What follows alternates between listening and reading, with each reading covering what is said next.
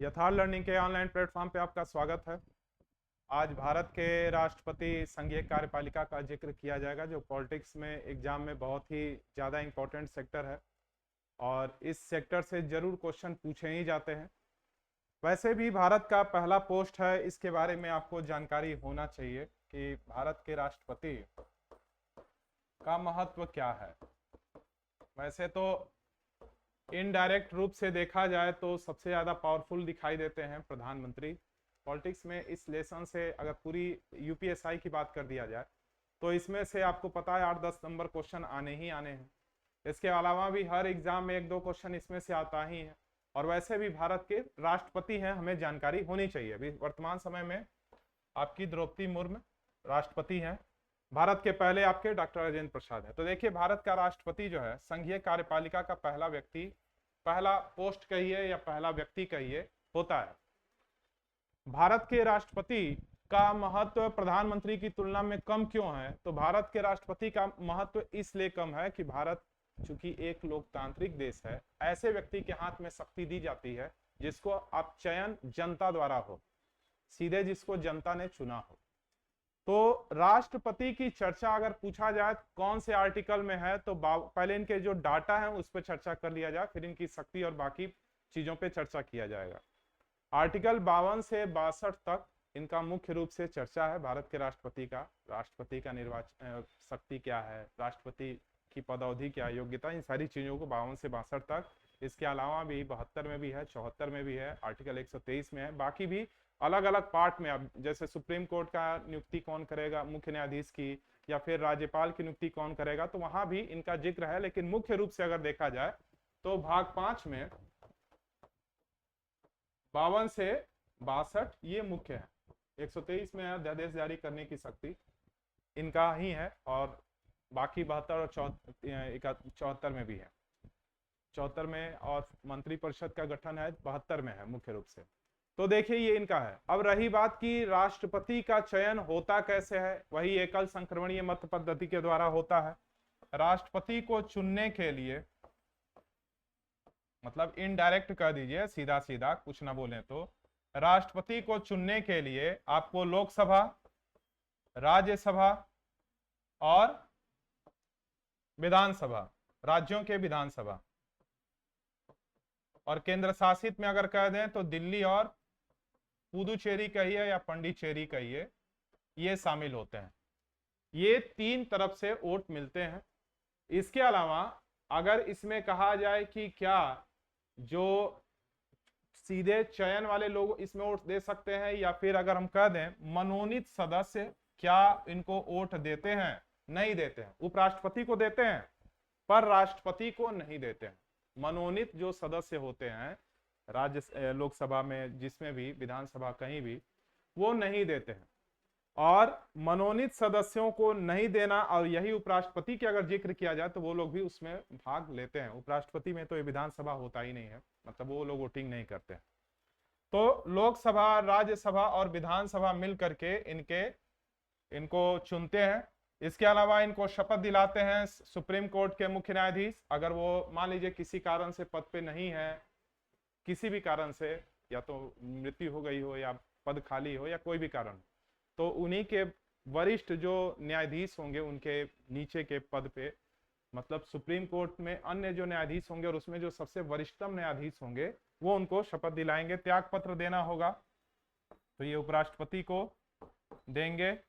राष्ट्रपति को अगर पद से हटाना है तो हटाने की शक्ति संसद के पास है। ठीक, इनको हटाने की शक्ति संसद के पास है, वो इन पर अपने हिसाब से जैसा हटाना होगा वैसा करेगी।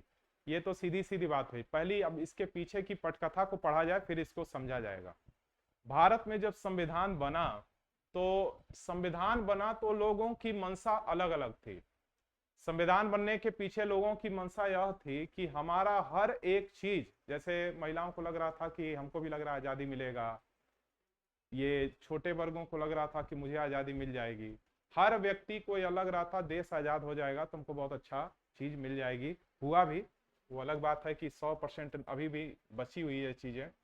तो होने के बाद जब देश आजाद हुआ तो आजाद होने के बाद संविधान जब लागू हुआ 26 जनवरी 1950 को, वैसे तो संविधान दिवस अगर पूछा जाए तो 26 नवंबर 1949 को है। ये 26 जनवरी 1950 को लागू हुआ। प्रियम्बल जब पढ़ेंगे तो उसमें इस चीजों को देखेंगे। तो ये लागू हुआ। अब संविधान जब लागू हुआ तो शक्ति किसके हाथ में होनी चाहिए? शक्ति होनी चाहिए ऐसे व्यक्ति के हाथ में जिसको जनता चुने। इसीलिए भारत में आपको लोकसभा, विधानसभा,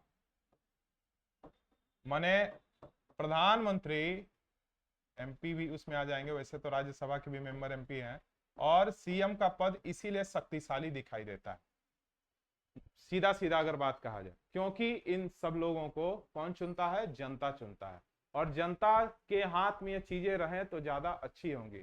चूंकि राष्ट्रपति को, उपराष्ट्रपति को, राज्यपाल को इनडायरेक्ट रूप से चुना जाता है, इसलिए इनको इनडायरेक्ट के प्रकार का ही एक तरह से कह दीजिए तो शक्ति भी उनकी तुलना में कम मिलता है, चूंकि भारत एक लोकतांत्रिक देश है। अब राष्ट्रपति के पास कई शक्ति भी है, ऐसा भी नहीं कि बिल्कुल एकदम असहाय की तरह से है। वेतन इनको 5 लाख मिलता है। अगर आपको राष्ट्रपति बनना है तो 35 साल होना चाहिए कम से कम, आपको लोकसभा का सदस्य बनने की योग्यता रखते हो। इसके अलावा आप भारत के राष्ट्रपति बन जाते हैं तो आपको शक्ति कई है, सैन्य शक्ति के प्रधान होंगे आप, आपके पास वीटो पावर होगा। इसके अलावा आप नियुक्ति करते हैं, प्रधानमंत्री की नियुक्ति करते हैं, कैग प्रमुख की, राज्यपाल की, इन लोग पदों की नियुक्ति करते हैं, भारत के पहले व्यक्ति हैं आप। ये सारी चीजें हैं। इमरजेंसी आपातकाल लागू कर सकते हैं, अगर देश में बहुत ही अराजकता फैल गई है तो ये सारी चीजें कर सकते हैं। भारत के पहले राष्ट्रपति बने थे आपके डॉक्टर राजेंद्र प्रसाद, और 15 नंबर पे अगर देखा जाए कार्यवाहक को हटा करके तो द्रौपदी मुर्मू है। और भारत की राष्ट्रपति द्रौपदी मुर्मू में पहली ऐसी महिला है जो निम्न वर्ग में एसटी वर्ग से आती हैं और अनुसूचित जनजाति वर्ग से आती है, और यह पहली ऐसी भी महिला है जो आजादी के बाद, मतलब इनका जन्म हुआ 47 के बाद, ऐसी पहली राष्ट्रपति बनी है। इसके अलावा राष्ट्रपति अगर क्रम से देखें तो वो भी पूछ लेता है कभी कभी कि सबसे पहले जो राष्ट्रपति बने थे तो उनका जो राजेंद्र प्रसाद था 2 कार्यकाल हुआ था 1950 में राष्ट्रपति का कार्यकाल, और ऐसे ऐसे उनका 2 कार्यकाल, उसके बाद बाकी लोग धीरे धीरे उनके क्रम में जितने भी लोग हैं उन सब का क्रम भी पूछ लेता है। लेकिन आपको राष्ट्रपति का एक एक कॉन्सेप्ट पहले काम किया जाए, समझा जाए। जैसे पहले अगर हम बात कर दें योग्यता की, पहले इसका जितना डाटा है तो कहेंगे 35 वर्ष की उम्र हो, लोकसभा के सदस्य बनने की योग्यता रखते हो, भारत के नागरिक हो, दिवालिया, पागल, ये सब लिखने की जरूरत नहीं है, मतलब वो है, शर्त है वो। इसके अलावा 58 आर्टिकल 58 में इनकी योग्यता की बात कही भी गई है। 52 में आपका संघ की कार्यपालिका शक्ति की बात की गई है। भारत के राष्ट्रपति 53 में शक्ति है, 54 में जो भी निर्वाचन है इसकी बात की गई है, ठीक। तो फिर 56 में पदावधि की बात है, 57 में पुनर्निर्वाचन की, ये सब रट्टा मारना पड़ेगा। 58 में योग्यता है, 60 में शपथ है, सब क्रम से है, यानी 52 से 62 तक आपको ये आर्टिकल भी ध्यान रखना होगा। इसके अलावा है, अगर हम इसको राष्ट्रपति को चुनाव बोल दिए तो चुनाव होता है, पहले ही बताया गया कि लोकसभा, राज्यसभा और विधानसभा के सभी लोग मिलकर के करते हैं। प्रधानमंत्री को शक्ति राष्ट्रपति की तुलना में इसलिए भी ज्यादा दी जाती है, एक तो हो गया कि जनता के साथ सीधे संवाद है। मान लीजिए राष्ट्रपति को पावर ज्यादा मिल जाता, मान लेते हैं, तो आप खुद देखिए, अगर राष्ट्रपति को प्रधानमंत्री की तुलना में शक्ति ज्यादा मिलती तो भारत का यह कहना कि भारत एक लोकतांत्रिक देश है और इनडायरेक्ट से प्रकार से चुने गए लोगों के पास अगर यह शक्ति है तो फिर लोकतंत्र का एक तरह से बुरा असर पड़ेगा, उस रूप में काम हो ही नहीं पाएगा। तो संविधान जब बनाया गया तो उसके 3 प्रकार बनाए गए। पहला है कार्यपालिका, दूसरा है व्यवस्थापिका, आज डाटा केवल लिखवाएंगे नहीं, मतलब इस तरह समझाने का प्रयास कर रहे हैं, और तीसरा है न्यायपालिका। तो कार्यपालिका में राष्ट्रपति, मतलब कार्य का पालन कौन करता है? राष्ट्रपति करते हैं, उपराष्ट्रपति करते हैं, प्रधानमंत्री भी हैं, ये जो लोग जो कार्यों का पालन करें। व्यवस्था कहाँ बनता है? तो व्यवस्था बनता है आपका कहाँ पे? विधान ये राज्य, अगर केंद्र में बोले तो लोकसभा में, राज्यसभा में, संसद भवन में। और राज्यों में विधानमंडल में, विधानसभा में, विधान परिषद तो हर जगह है भी नहीं, 6 राज्यों में ही है, तो वहां बनता है। और न्यायपालिका केंद्र में सुप्रीम कोर्ट, राज्यों में हाई कोर्ट, ये व्यवस्था है। तो अगर हम एक एक की बात करें, मान लेते हैं राष्ट्रपति को आपने उठाया, तो लोकसभा में कितने मेंबर हैं? छोटी छोटी चीज बहुत से बच्चों को स्पष्ट नहीं होता है, इसलिए इस पे आज ऐसे ही चर्चा कर रहे हैं। कुछ भी समझाने का मुख्य उद्देश्य है कि राष्ट्रपति की जो छोटी छोटी डाटाएं हैं उसको स्पष्ट करें, इसीलिए इसको एक सीरीज में पूरी चीजों को नहीं लिखा गया। इसके बाद जो बनाया जाएगा, चूंकि मेरा मुख्य उद्देश्य है कि कार्यपालिका में जो राष्ट्रपति हैं, उपराष्ट्रपति हैं, मतलब ये यूपीएसआई का आप कह सकते हैं कि पहला क्लास है, यूपीएसआई का फर्स्ट क्लास है, जिसमें केवल अभी इंट्रोडक्शन के रूप में समझाने का प्रयास किया जा रहा है। इसके बाद जो आएंगे वो लिखा हुआ रहेगा एक क्रम से, ताकि चीजें हों, स्पष्ट हो। यहाँ यह कोशिश किया जा रहा है कि राष्ट्रपति के भूमिका और संविधान के बारे में थोड़ा सा बेसिक चीजों को ले चला जाए। तो देखिए, राष्ट्रपति जो है, इनको जो लोकसभा चुनता है, तो लोकसभा में बैठता कौन है, एक एक को समझा जाए। लोकसभा में जनता जिसको चुनती है प्रत्यक्ष रूप से, जो एमपी होते हैं, जिसको आप मेंबर ऑफ पार्लियामेंट कहते हैं, इसमें टोटल सीट कितनी है? तो कहिए, थी तो पहले 552, लेकिन अब है 550 अधिकतम। वर्तमान समय में तो 543 ही है, लेकिन अधिकतम इतनी हो सकती है। ये वाला जो है 104वां संविधान संशोधन 2019 में इसको एंग्लो इंडियन वाली पद को हटा दिया गया। अब 550 मैक्सिमम हो सकता है, 543 पोस्ट हो सकते हैं, अभी हो नहीं सकते हैं लोकसभा में। जैसे एग्जांपल के तौर पे अगर हम एक राज्य को किसी को रख दें, यूपी में लोकसभा की 80 सीट है, यानी कि 75 जिले हैं, 80 सीट है। लग रहा होगा ये ऐसा क्यों है? तो 84वां संविधान संशोधन जो हुआ था, 84वां संविधान संशोधन 2001 के आसपास, 2001 में ही, तो उसमें यह बात कही गई थी 84वां संविधान संशोधन में कि 1971 का जो जनगणना है, 1971 का जो जनगणना है, उसी को बेस बनाकर इसमें सीटों को रखा गया है और 2026 तक इसी प्रकार से बना रहेगा। उसके बाद चेंजिंग लाना होगा तो आगे की प्रक्रिया सामने आएगी। तो कहने का मतलब है कि लोकसभा में 28 राज्यों में, 8 केंद्र शासित प्रदेशों में अगर सब मिला उला दिया जाए तो टोटल 543 लोकसभा के मेंबर, यानी ऐसे लोग जिसको भारत की जनता ने चुना है, वो यहां पर बैठेंगे। कहां? लोकसभा में। चूंकि संसद के 3 अंग होते हैं, पहला है लोकसभा, दूसरा है राज्यसभा और तीसरे खुद प्रेसिडेंट यानी राष्ट्रपति हैं। तो राष्ट्रपति समझ रहे हैं, तो संसद को भी समझने के लिए एक इसको थोड़ा सा समझ लीजिए। तो कहने का अर्थ है कि राष्ट्रपति जो है, लोकसभा को चीजों को समझ में आ रहा है कि 543 कौन है, जिसको जनता ने चुना है वो है। इसके बाद आता है सेकंड नंबर राज्यसभा का। राज्यसभा में 250 सीटें मैक्सिमम हो सकती हैं, अभी वर्तमान समय में है 245 राज्यसभा है।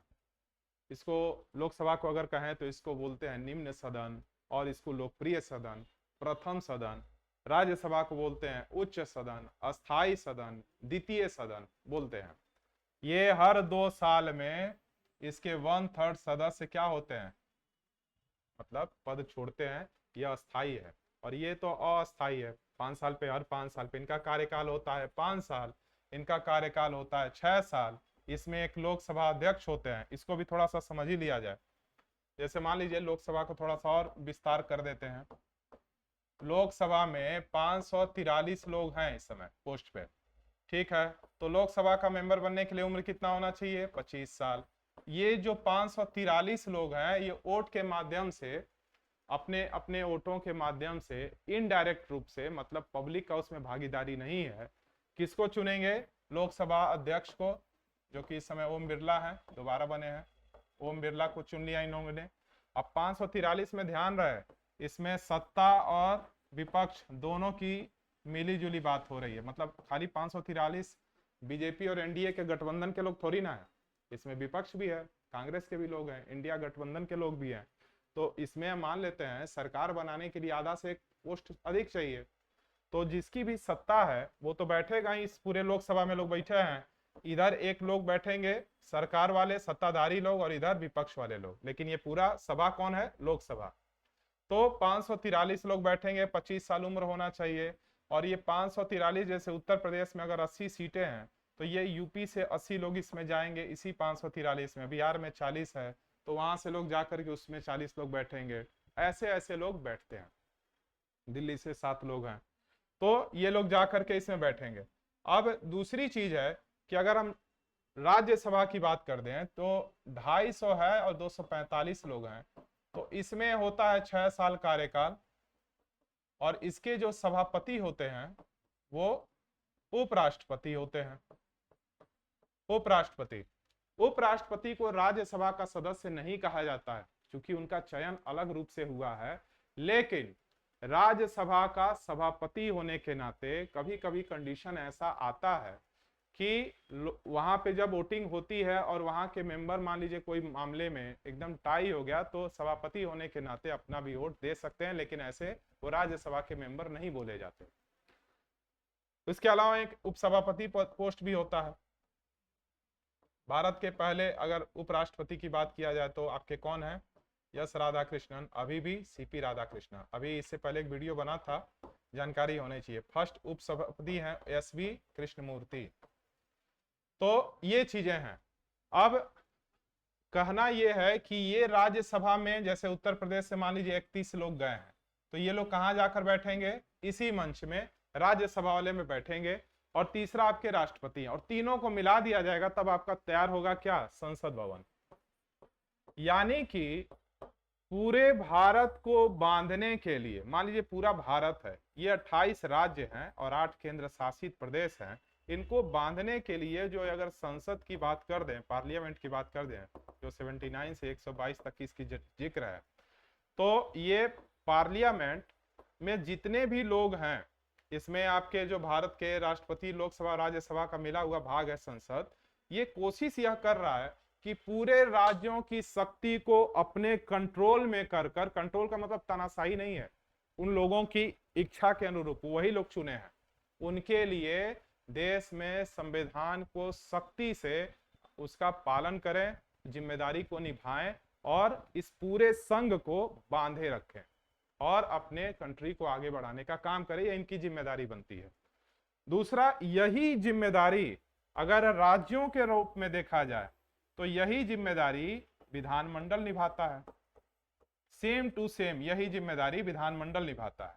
और विधानमंडल में भी कहीं 2 कहीं 3 पार्ट हैं।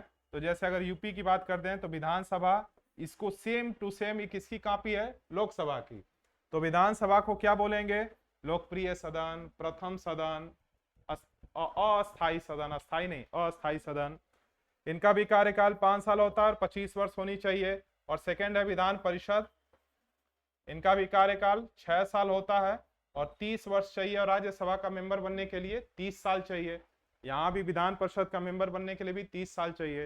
लोकसभा का मेंबर बनने के लिए 25 साल चाहिए। विधानसभा का मेंबर बनने के लिए 25 साल चाहिए। और चाहे आपको राष्ट्रपति बनना हो, उपराष्ट्रपति बनना हो या राज्यपाल बनना हो, उम्र 35 चाहिए। ठीक, ये व्यवस्था है। तो ये कोशिश करता है राज्य की अपने विधानमंडल एरिया में, जैसे अगर उत्तर प्रदेश की ही बात कर दे रहे हैं हम, तो पूरे विधानसभा में 403 सीटें हैं, यानी इन 75 जिलों में इतने एमएलए लोग हैं जो कि कोशिश करेंगे कि हमारा यह राज्य, जो भी राज्य, अगर बिहार में तो 40 राज्य अपना 40 जो वहां के हैं, मतलब वहां के एमपी, वो कोशिश करेंगे। विधानसभा की बात हो रही है अभी, तो विधानसभा में जैसे यहाँ 403 लोग हैं, कोशिश करेंगे कि हम जो उत्तर प्रदेश का, यहाँ का जो संवैधानिक राज्य स्तर पे जो भी व्यवस्था है, संविधान का अनुपालन पूरी तरह से करेंगे और इसको आगे भी साथ में बढ़ाने का प्रयास करेंगे। इसके अलावा विपक्ष का रोल निभाता है विधान परिषद, जैसे यहाँ पे राज्यसभा है, एंड अगर अपोजिट में देख लिया जाए तो। इसके अलावा एक चीज और, ये तो हो गया दोनों व्यवस्थाएं, चाहे आप कार्यपालिका को कह दें, व्यवस्थापिका। न्यायपालिका है तीसरा पार्ट, जो केंद्र में है सुप्रीम कोर्ट और राज्य में है हाई कोर्ट। ये चलता है। तो सुप्रीम कोर्ट का मुख्य कार्य क्या है? जो भी संविधान द्वारा बनाए गए रूल रेगुलेशन है, उसको सही ढंग से अगर किसी ने रूल को तोड़ा या संविधान में कोई बात आती है, वैसे तो सुप्रीम कोर्ट देखा जाए तो देश ही चला रहा है, एग्जाम कोई है, मामला कोर्ट में है, लड़ाई झगड़ा का मामला है, इधर सिविल में जितने भी हैं कोर्ट में है, सारे मामले तो कोर्ट में ही है, कोर्ट ही फैसला देता है। यहाँ तक कि ट्रम्प साहब का भी मामला कोर्ट ही में चला जा रहा है कि टैरिफ लगना चाहिए या नहीं लगना चाहिए, वो भी डांट दे रहा है, फिर भी मान नहीं रहे। तो ये चीजें हैं, यानी हर प्रकार से न्यायपालिका में चीजें बढ़ती चली जा रही हैं, उस हिसाब से जज भारत में आए नहीं, जिससे डेट पे डेट सनी देओल वाला डायलॉग याद आ जाता है। तो देखिए यूपीएसआई मेरा फर्स्ट है कि क्या करना है, और पहला हम लोग का टॉपिक है राष्ट्रपति। तो राष्ट्रपति में चूंकि लिखे नहीं है, इसलिए लग रहा होगा कि तू लिखवे नहीं किए, समझाने का प्रयास किए हैं। और अगली बार जब आएगा तो पहले राष्ट्रपति आएगा, फिर उपराष्ट्रपति आएगा, फिर संसद आएगा, और संसद में लोकसभा, फिर राज्यसभा, ताकि आपको पता रहे कि कौन सी टॉपिक अगली आने वाली है। यूपीएसआई हमारा टारगेट है, उसको लेकर वीडियो है। इसका मतलब यह नहीं कि इसमें पढ़ाई हुई चीजें बाकी एग्जामों में नहीं आएंगी, क्योंकि पॉलिटिक्स उसमें 10 नंबर का आएगा। बाकी हर एग्जाम में 10 नंबर 12 नंबर का क्वेश्चन या तो पीसीएस लेवल, स्टेट लेवल के कोई एग्जाम हो, लोक सेवा आयोग के, उसमें आते हैं, नहीं तो वनडे एग्जाम में 1-2 क्वेश्चन 3 क्वेश्चन आर्टिकल के तो आते ही हैं। अब ये जो सारी चीजें समझाए हैं, इसमें अगर आर्टिकल की बात कर दें तो कुल बेसिक आर्टिकल 395, यानी जितना नियम बताए हैं, जो भी रूल रेगुलेशन है, इसको इस आर्टिकल में, मतलब एक एक आर्टिकल में इस चीजों को बांटा गया है। पहले भी इस तरह की वीडियो में बताया गया है, उसको देख लीजिएगा। तो ये चीजें हैं। तो राष्ट्रपति की बात अगर होगी तो बेसिक चीजें क्या है, भारत का पहला व्यक्ति राष्ट्रपति होता है, भारत संघीय कार्यपालिका का प्रधान होता है। लोगों जो इनके जितने भी छोटे इनसे पोस्ट हैं, चाहे प्रधानमंत्री का, उपराष्ट्रपति का और राज्यपाल का, सबकी ये नियुक्ति करते हैं, सबको शपथ दिलाते हैं। इनको शपथ सुप्रीम कोर्ट के मुख्य न्यायाधीश दिलाते हैं। इनको इस्तीफा देना होता है तो उपराष्ट्रपति को दे देते हैं। इनको हटाया भी जा सकता है तो संसद के पास हो सकती है। ठीक, इसके अलावा इनके पास खुद का भी पावर है, वीटो पावर है। 3 प्रकार का वीटो है। जब कोई संविधान में कोई बिल पास करना होता है, संशोधन करना होता है, तो पहले लोकसभा में, राज्यसभा में, फिर राष्ट्रपति के पास ही जाता है। तो राष्ट्रपति या तो उसको रोक लेते हैं, जेब में रख लेंगे, उसको जेबी वीटो बोलेंगे, या उसको बैक कर देंगे, मतलब पुनर्विचार के लिए भेज देंगे, जो 57 में है पुनर्निर्वाचन के लिए योग्यता। तो 57 का बात कॉन्सेप्ट दूसरा है, लेकिन वापस कर देंगे तो फिर से उसकी मतलब जांच होगी, फिर आगे दोबारा तो इनको साइन करना ही होता है, या तो एकदम कंट्रोल हो जाए, ना हाँ बोले ना बोले, चुप हो जाए। तो ये इनकी है। उसके बाद सैन्य प्रमुख भी होते हैं ये। इसके अलावा अगर किसी को कोई सजा हो तो ये सजा मुक्त भी कर सकते हैं, ये भी इनको काम कर सकते हैं। भारत में कोई भी अन्य देशों के साथ कोई भी समझौता होगा तो इन्हीं के नाम पर होता है। इनको वेतन 5 लाख के रूप में मिलता है, और रिटायर हो जाने के बाद भी इनको 1.5 लाख रुपए और बाकी भी फंड के कमीशन वमीशन जोड़ जाकर पैसा अच्छा खासा मिल जाता है, कि कभी भी किसी भी प्रकार का हॉस्पिटल का कोई चीज हो, ये सब इनको फ्री रहता है। ये सब इनकी सुविधाएं हैं। 50 अनुपातक और अनुमोदक 50-50 दोनों मिलकर के इनके प्रस्तावक और अनुमोदन 50-50 लोग होते हैं, तब जा करके इनका चयन के रूप में प्रक्रिया आगे बढ़ती है। लोकसभा, राज्यसभा और विधानसभा के मेंबर इनमें भाग लेते हैं। इनको राष्ट्रपति को ध्यान रहे एक चीज और, कि इसमें मनोनीत सदस्य भाग नहीं लेते हैं, जो कि उपराष्ट्रपति के चुनाव में जो एकल संक्रमणीय पद्धति के द्वारा चयन होता है, अप्रत्यक्ष चुनाव जो होता है, उसमें वो भाग लेते हैं, इसमें नहीं लेते। अगर दूसरी बात किया जाए, जैसे गांव में, घर में, पहले भी हम एक चीज को बता दिया, और आर्टिकल एक चीज और है कि 52 से 62 मुख्य रूप से इनका जिक्र है, और इसके अलावा भी 72 में भी है, 74 में भी है, इनडायरेक्ट रूप से ये सब भी है, 123 भी है। 123 का मतलब है अध्यादेश जारी करना। अध्यादेश जारी करने का मतलब, मान लीजिए संसद का सत्र न चल रहा हो और कोई देश में कोई इमरजेंसी हो, तो क्या करना होता है, कोई एक रूल तत्कालीन के लिए बना दिया जाता है कि ताकि एक काम हो सके, बाद में उसमें चेंजिंग लाई जा सकती है। तो अध्यादेश जारी करने की शक्ति केंद्र में राष्ट्रपति के हाथ में है, और राज्य में आर्टिकल 213 पढ़ेंगे तो वही शक्ति गवर्नर को दिया गया, राज्यपाल को दिया गया। वो भी यही काम कर सकते हैं, बशर्ते वो राज्य के लिए राज्यपाल सबसे पहला आदमी है और केंद्र के लिए राष्ट्रपति सबसे पहला आदमी। तो आप 52 से 62 जो है, जो भी इसके आर्टिकल हैं, उसको रट्टा मारेंगे। भारत के राष्ट्रपति ऊपर से लेकर के सर्वपल्ली कह रहे हैं, डॉक्टर राजेंद्र प्रसाद से लेकर जाकिर हुसैन, बीबी गिरी, फखरुद्दीन अली अहमद से लेकर पूरे नीचे। फखरुद्दीन अली अहमद का नाम आया है तो एक चीज जान लीजिए, उन्हीं के सेशन में उनका जब सत्र चल रहा था तो 25 जून 1975 को इमरजेंसी लागू हुआ था, जब तत्कालीन पीएम इंदिरा गांधी थी। और द्रौपदी मुर्मू तक, जिसके कार्यकाल, इसमें बहुत से लोग कार्यवाहक भी हैं, 15 लोग हुए। 15वें नंबर पे आपकी द्रौपदी मुर्मू। मुख्य रूप से अगर देखा जाए तो और 2 कार्यकाल आपके डॉक्टर राजेंद्र प्रसाद का रहा है। भारत के पहला पोस्ट होने के नाते, भारत की पहली व्यक्ति होने के नाते भी आपको इनके बारे में जानकारी होना चाहिए। तो बेसिक चीज ये तो पढ़िएगा ही, हम अगले वीडियो में केवल चर्चा करेंगे, ये नॉर्मल चीजें तो हैं ही, केवल इनकी शक्तियों का और डिटेल से बात करेंगे, और इनकी शक्तियां क्या हैं वो तो हैं ही, और दूसरा इनकी शक्तियों को कम क्यों रखा गया है, इसके अलावा भारत के राष्ट्रपति की पकड़, कंट्रोल कितनी है, इस पे गहराई से बात करेंगे। ये तो वनडे एग्जाम में छोटे मोटे एक वन लाइनर आ जाता है, मतलब पीसीएस लेवल की जो किताब, एक बार बोलते हैं कोई भी एक किताब, उस किताब को ना कह के ऐसे ही बोलते हैं, कोई एक किताब तैयार रखिए और उसकी बेसिक रूप में, पीसीएस आईएएस कुछ होता नहीं है, सिलेबस सब वही है, और उसके सिलेबस को कंट्रोल करने के लिए कोई एक किताब रखिए। सिलेबस को कंट्रोल का मतलब जिस एग्जाम को पढ़ते हैं उसको देखने के लिए बार बार एक किताब रखा करिए, खाली लूसेंट से काम नहीं चलने वाला है। तो चलिए ठीक है, इसको पढ़ के आइएगा, अगला वही रहेगा।